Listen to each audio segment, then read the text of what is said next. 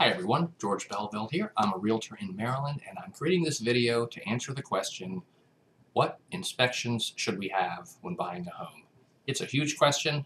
I'm going to go as fast as I can and cover as much as I can, so bear with me. This might be a little bit of a long video, but it's a big question that we get all the time with especially first-time home buyers.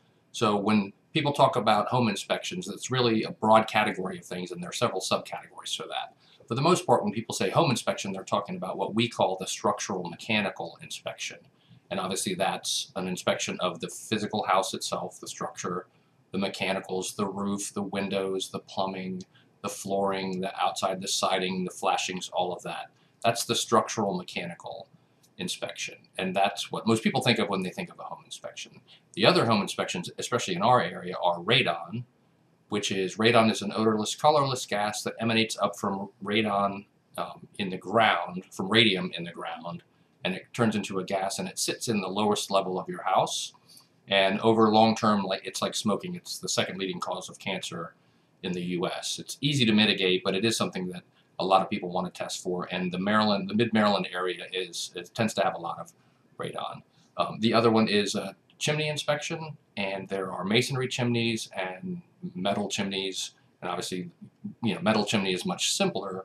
Masonry chimney can have a lot of issues. It can be very expensive. I mean, I've seen estimates on chimneys, actually on the same chimney, of $2,000, $5,000, $12,000 for the same work. So it's a big issue, especially with a masonry chimney. That's an inspection that you should have. And basically, level 2 inspection is when they run a camera up there, which is the best inspection. So they look at the structure, then they run the camera up there. They can look for cracks and gaps and things like that. And then they'll go up on the roof and climb up to the top of the chimney and look at the cap, look at the flue, look at the surrounding area to make sure it's not broken or cracked or anything like that. That's a very important inspection. And then in properties that don't have what we call city water and sewer, which is public water and sewer, there's a well and septic inspections. So with a well inspection, you test the water quality in the house to make sure there's no bacteria or nitrates and things like that. And you also, or at least you should, test the well yield, which is how many gallons per minute the well produces. And I will tell you that the form that we use defaults to 1 gallon per minute. And I've talked to plenty of people over the years, and I know some people who are experts in that field, and the consensus is 1 gallon per minute is a really low number to actually live with for more than one person, because that's just not enough water coming in to satisfy the normal needs of a normal household. You'll find yourself having to turn things off to turn other things on, which can be kind of frustrating. So the yield test is basically they run the water and they time it. They fill a 5-gallon bucket and they see how many gallons come in per minute. And that's a really important one, and sometimes people forget that one, but it's really important. And then the septic is the sewage system that the property uses when it's not connected to city sewer.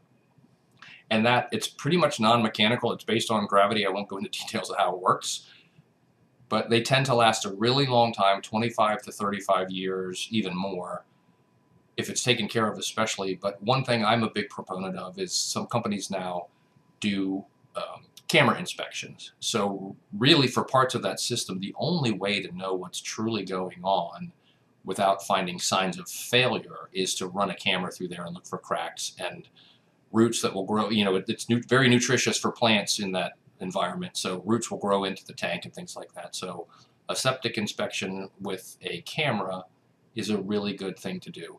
There are lead paint inspections and mold inspections. Those are actually pretty rare. I'm not going to go into those.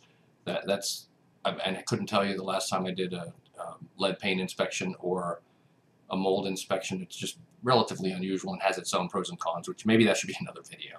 So those are the basic inspections that can occur on a property. Now, whether or not you choose to do them or not, that's also a factor of your risk tolerance, your finances, and if you're competing for the house.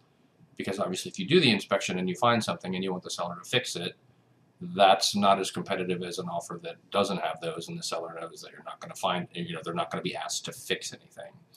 So in a normal market, that is very rare. Most times everybody's doing all the inspections and asking for repairs, which is fair, because unless you have deep pockets, if you don't do the inspection, you might miss something that could be a costly item, and obviously we don't want that. So hopefully this all makes sense. Those are the basic inspections that are done during purchase in mostly Central Maryland, so that's kind of what this relates to. There may be other places that have others, but that's it for these. So if you have any questions, please let us know. Have a great day.